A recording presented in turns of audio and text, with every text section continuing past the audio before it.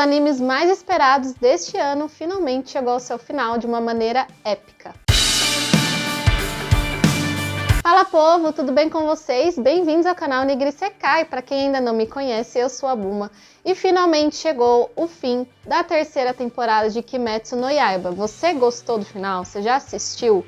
Fica aqui nesse vídeo que a gente vai falar os pontos altos desse 11º episódio. E, infelizmente, a gente não sabe quando vai ser lançada a quarta temporada, de que modo ela vai ser lançada e a sua data, né? Então vamos aguardar as cenas dos próximos capítulos que chegue logo, né? Porque afinal o anime é muito bom. Vamos lá? O final do 10º episódio acabou deixando aquele gostinho de o que vai acontecer agora? Será que o Tanjiro vai acertar o golpe ou não? Como o Kimetsu sabe fazer, né? A maioria dos episódios dessa temporada acabou de uma maneira parecida. E na verdade a gente descobre que esse golpe também não deu muito certo, né? Eles estão tentando ir atrás do Hantengu, da sua versão minúscula, a versão Mickey Mouse Camundongo, correndo solto lá pela floresta. E eles não estão conseguindo alcançar. O Genya, ele até tenta jogar 2 árvores, né? Vê que ele é muito forte mesmo, principalmente quando ele come a carne de Onis. Mas ele também não consegue acertar. E a Nezuko também, mesmo sendo uma demônia, mesmo sendo rápida, ágil, né, com toda a sua força, também não consegue. Eis que o Tanjiro tem o brilhante pensamento de lembrar do Zenitsu, explicando como ele faz a respiração do trovão. E lembre-se que as respirações nesse anime, elas têm muito a ver com o oxigênio, com o controle do corpo e tudo mais. Então, você conseguir fazer essa absorção, respirar certinho, né, espalhar toda a consciência que você tem do seu corpo, transformar isso em golpe, é muito difícil. O Zenitsu explica como ele faz isso, né, usando a sua respiração do trovão. Apesar dele fazer somente a primeira forma da respiração do trovão, ele faz com excelência. E isso que foi ensinado para ele, mesmo que você só saiba um golpe, você tem que fazê-lo com perfeição. E ele explica para o Tanjiro lembra então e começa a falar, não, realmente eu preciso colocar a minha força nas pernas. E com isso, de primeira, ele já consegue dar aquele gás e alcança o demônio. Se você achou que o Tanjiro ficou muito overpower fazendo a respiração do trovão, usando uma técnica parecida, lembra que lá na primeira temporada ele foi aprendiz do Urokodaki, que era quem ensinou o pilar, né, da água, a respiração da água, que hoje pertence ao Tomioka. Então lá atrás ele já usava a respiração da água, aprendeu a usar a das chamas, né, mais ou menos isso, que ele aprendeu ali com o Rengoku, lembrou a dança do seu pai, a Hinokami Kagura, e agora ele também conseguiu usar a respiração do trovão. Ele não é overpower, mas ele é alguém diferente. Alcançando o demônio, o Tanjiro desfere um golpe, mas também não é suficiente. Logo ele é pego, né, pelas mãos daquele demônio, porque na verdade ele cresceu de tamanho. Aquele camundongo de repente virou Golias e ele está espremendo a cabeça do Tanjiro. O Genya consegue alcançar e com a sua força ali de demônio / humano, ele consegue tirar os braços desse demônio. Pensa comigo. Talvez no anime tenha ficado um pouco confuso. No mangá isso tudo é muito rápido, mas no anime eles gostam de dar aquela estendida na cena. Mas mesmo esta estendida de cena, na verdade, significa frações de segundos. Então a cabeça do Tanjiro não é super forte, ele não tem ossos de aço. Acontece tudo muito rápido, ele tá pressionando a cabeça, o Genya vai lá e consegue desmembrar o Oni. Depois disso, ele já cai no penhasco, e esse penhasco fica localizado numa área muito ampla, ali não tem mais floresta, é um campo aberto. E caindo ali, a Nezuko tá desmaiada, o Tanjiro também tá um pouco desacordado, e quando eles caem, a espada do Tanjiro ainda tá enfincada no pescoço, ele não conseguiu cortar totalmente, mas perceba que ali o demônio mesmo, ele não consegue se regenerar com tanta rapidez, porque a sua outra parte está lutando lá com a Mitsuri, né? Aquele demônio que tem as emoções todas juntas lá, o demônio do ódio, que tem os mokutons de madeira, ele tá lá lutando com a Mitsuri, tá gastando muita energia, e aqui também essa versão que a gente descobre ser a do ressentimento, novamente não é a versão original desse demônio, tá lá com a espada no pescoço, com a maior dificuldade em se regenerar. E o que ele pensa? Ele pensa que se ele conseguir alcançar aqueles 3 ferreiros que estão lá, aquelas 3 pessoas que estão só de olho na luta, tentando fugir, ele vai conseguir se regenerar mais rapidamente. Então ele pensa, vou deixar esses 2 aqui mesmo, que daqui a pouco eu acabo com eles, e vou lá devorar aqueles humanos. Eis então que a gente tem uma das cenas, se não a cena mais emocionante nesse episódio, ou até também da temporada, porque pela primeira vez a gente percebe que o Tanjiro ele fica na dúvida. Afinal, ele tá lá, né, fazendo toda a sua jornada de caçador de demônios para salvar quem? Quem foi o motivo de tudo isso? Desde o começo ele quis salvar a Nezuko, fazer com que ela não fosse mais demônia, tentar transformar ela em humana. E aí, ali ele se vê sem saída, porque ele não é alguém que não se importa com os outros, como o Tokito era lá no comecinho, né? Que achava que ele tinha que só salvar quem realmente importa, os mais fortes, tudo mais. Depois, né, a gente já sabe que isso mudou no Tokito também. E o Tanjiro não é assim, ele se importa muito com os outros, ele tem muita empatia, ele não sabe ser de outra forma. Ali a gente partilha do desespero dele de não saber tomar essa decisão. E novamente aqui são frações de segundo. Parece que ali tem até uma câmera lenta, um momento mais devagar ali, o tempo corre muito lento, mas ali ele tem que pensar rápido, porque o demônio vai alcançar rápido aqueles lá. Mas ao mesmo tempo a irmã dele tá pegando fogo, a irmã dele vai ser desintegrada, vai acabar com tudo. E o que ele faz? Ele não faz nada, porque quem faz é a Nezuko. Novamente, o dia foi salvo graças à menina super poderosa. Eu já falei isso em um desses episódios dessa temporada e vou falar de novo, que a Nezuko é sensacional. É ela que tem a iniciativa, a atitude de dar um pontapé no irmão. Parece que ela faz assim, querido, acorda pra vida, tá tudo bem eu ser morta, desintegrada, tá tudo bem eu partir, contanto que você salve essas pessoas que precisam de você, né? Porque se não tivesse o Tanjiro ali, quem que ia salvar elas? Ninguém, elas iam virar comida de demônio. Lembra também que lá atrás, quando ela foi transformada em demônio, ela passou um tempão dormindo e durante esse tempo foi colocado na cabeça dela de alguma forma que ela tinha que cuidar dos humanos, porque aqueles humanos eram como se fossem os integrantes da sua família. Ela não podia ser um demônio devorador de pessoas, ela tinha que cuidar das pessoas. E talvez isso também tenha influenciado ela a tomar essa decisão de dar o pontapé para o Tanjiro, para que ele girasse no ar e alcançasse o demônio. Ali também o Tokito tinha arremessado a espada que o Haganezuka estava forjando e ele foi interrompido. Então ele, com a espada na mão, ele vai lá e alcança o demônio. Aqui ele já sabe que aquela forma não é a original e através do seu sentido, através do cheiro, ele percebe numa espécie de raio-x onde está o verdadeiro corpo e ele descobre que está no coração.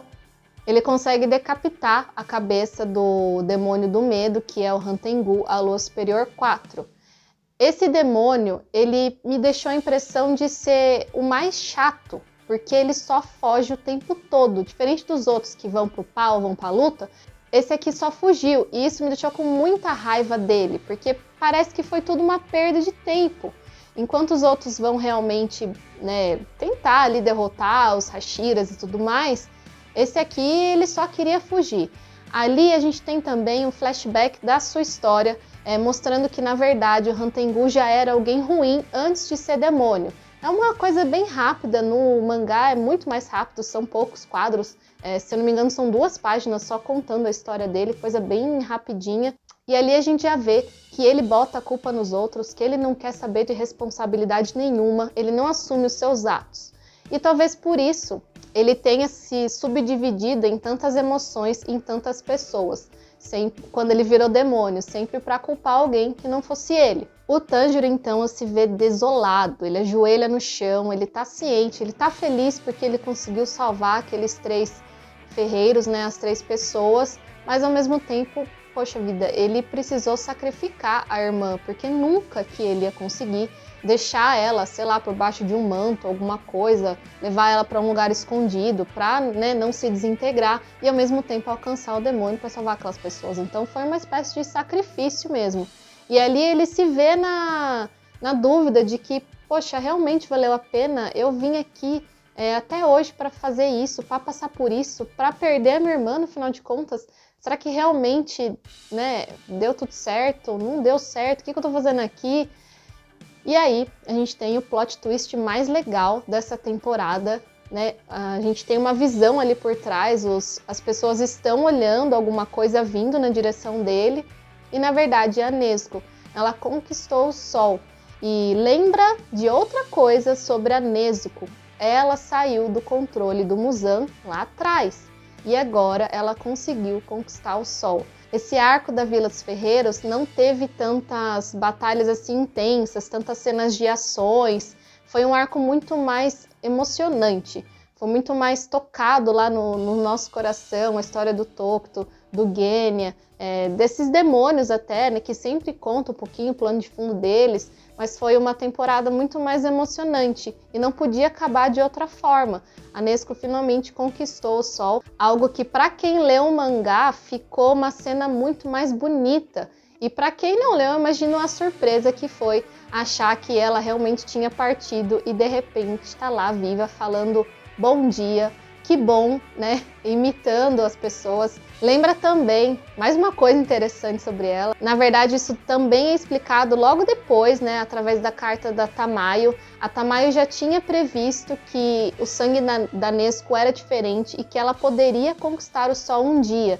E essa carta foi enviada antes, ela é mostrada ali na hora que está acontecendo, mas ela foi enviada antes. Não é mostrado quanto tempo antes, mas na verdade já era algo que ela havia previsto.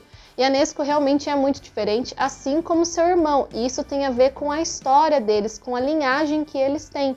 Durante esse tempo que a Nezuko ficou dormindo, ela meio que priorizou o seu desenvolvimento para outras coisas. Então, quando ela fala, o Raiô, que bom, não sei o que lá, de uma maneira bem infantil, é isso que quer dizer. Ela priorizou a sua fase de infância, digamos assim, ela não se tornou uma demônia adulta e tudo mais, porque ela priorizou a sua outra necessidade. Porque até quando ela ia ficar presa naquele baú, nas costas do seu irmão, sendo carregado o tempo todo? Ela tinha que pensar numa maneira de poder caminhar ao lado do seu irmão, e para isso foi necessário sacrificar outras coisas. E finalmente ela consegue então sair um Sol. É aí então que a gente tem o gancho para a próxima temporada, porque aparece de novo um flashback do Muzan, né? Afinal, o Muzan, ele tem células dele em todos os Onis. Então, quando o Hantengu morre, ele tem as memórias do Hantengu passadas para ele de novo. Ele consegue, né, ter essa ligação com os demônios. Algo que foi quebrado tanto com a Tamayo quanto com a Nezuko, tanto com o demônio que o Muzan transformou e foi curado dessa forma pela Nezuko. Mas ali ele vê que ele consegue alguém, consegue uma criação sua que consiga sair no Sol sem desintegrar, sem morrer. Finalmente ele conquistou isso, então nada mais justo do que ir atrás desse demônio e tentar absorver, trazer de volta para que ele seja o onipotente. Porque o Muzan, na verdade, a história dele pode parecer um pouco meio tosca.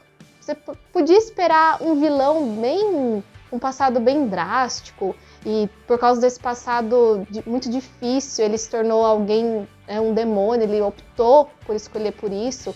Mas na verdade não. A história do Muzan, né, mostrada agora nesse final de temporada, contou o quê? Que ele era alguém que nasceu muito doente, que não ia viver por muitos anos, e tinha um médico lá, uma equipe que até cuidava dele, fazia umas experiências, uns remédios meio que parecia que não estava dando efeito, mas na verdade deu um efeito, né? O efeito que fez com que ele virasse demônio. E quando ele resolve matar esse médico por não estar vendo nenhum resultado, nenhuma cura, ele descobre depois que aquilo estava assim fazendo efeito de uma maneira que ele não imaginou que fosse. Então, se você estava esperando um passado de um vilão bem tenso, alguma coisa assim, não foi isso que a mangaka, que é a autora do Kimetsu no Yaiba, fez. E talvez isso seja um ponto que a gente possa trazer para a nossa vida real. Porque nem sempre uma pessoa precisa passar por uma dificuldade e se tornar ruim por causa disso. A pessoa é ruim porque ela é ruim e acabou. A simplicidade está aí. Não precisa de um motivo para você se tornar ruim. Você é ruim e ponto final. É isso que é o Muzan. E ele resolve então ir atrás da Nezuko, porque a Nezuko tá lá andando bonitinha no sol, sem o controle dele, e ele acha isso o máximo, porque apesar dele ter perdido o controle sobre ela, e apesar dele ter perdido também 3 luas superiores agora, né, porque no arco passado a gente teve a morte da lua superior 6, e nesse aqui morreram a 4 e a 5.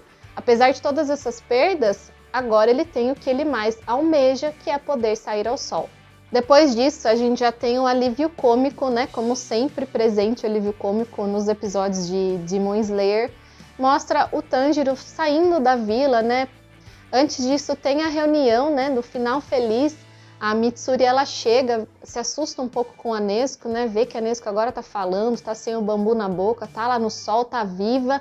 Fica um pouco confusa, mas ela vai lá, dá um abraço na galera e fala, olha, nós vencemos, a gente não teve nenhuma baixa, né? Referente aos Hashiras, o Kotetsu tá vivo, o Tokito também, o Tanjiro, a Nezuko, tudo mais.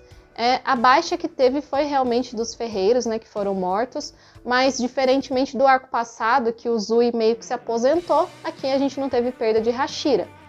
E aí então já vai para a parte final do episódio, o Tanjiro tá saindo da vila, tem toda aquela cena de felicitação, a galera tá contente, né? Eles vão ter que mudar a vila de lugar, porque na verdade agora os demônios já sabem onde a vila está localizada e não vai demorar para que outro ataque aconteça.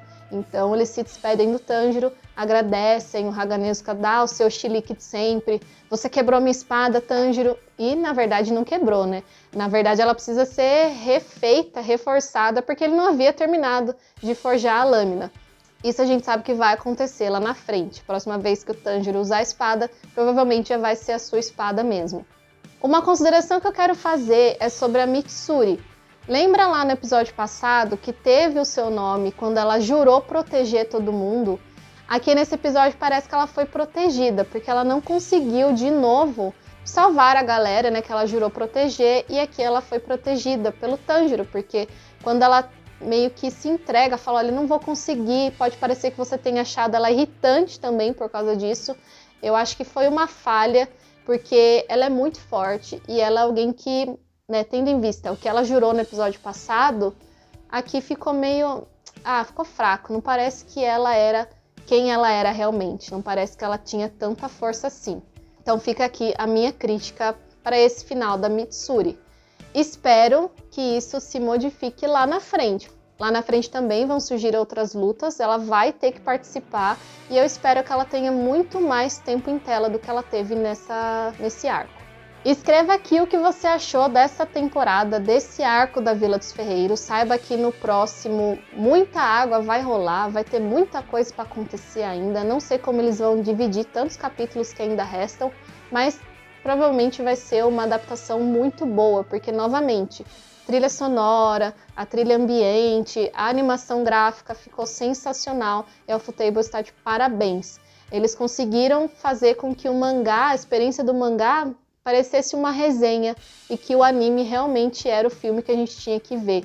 Ficou muito mais bonito, as cenas estendidas, parte gráfica de respiração, algo que a gente tem que imaginar no mangá, aqui novamente ficou lindo. Acho que todo mundo está elogiando isso e é realmente um fato que tem que ser elogiado mesmo, eles estão de parabéns. Compartilhe esse vídeo com os fãs de Kimetsu, a gente se vê em outros vídeos e principalmente na próxima temporada.